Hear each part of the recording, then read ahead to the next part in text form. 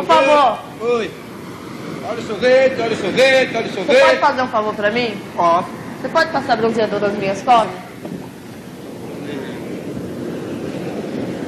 Passa devagar que as minhas costas estão doendo, tá? Tá queimada. Devagar. Nossa, você tem a mão muito grossa, moço. Da maneira. Isso. Passa no meio das minhas costas. Essa aí é Devagar. Tá ardendo. ao senhor igual. Isso dói. Isso. Passa mais um pouquinho. Chegou. Ô, meu, o que é isso aí? O que é? Chegou. Ela pediu pra passar. Passando a mão na minha mulher aí, pô? Eu ia passando, ele mandou passar. O que é? É, eu ia passando, ele mandou passar. Manda passar o quê? Ia passar bronzeador. Eu não quero saber se sua mulher ela pediu, moço.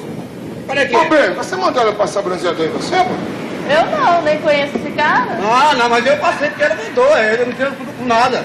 Você gostou de passar? Opa, eu gostei, claro.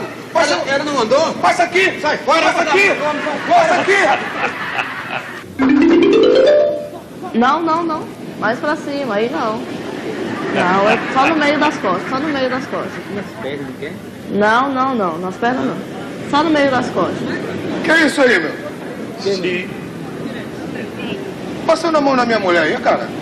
Vem passando aqui, cara. Ela passando. Ô, bem, você pediu pra passar bronzeador em você, pô? Quem, eu? Eu? Ah. Eu não. Eu nem conheço ele.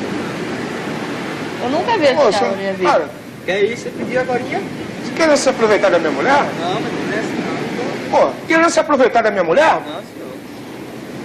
Gostou? Gostou de passar bronzeador nela? Passando. Então passa aqui!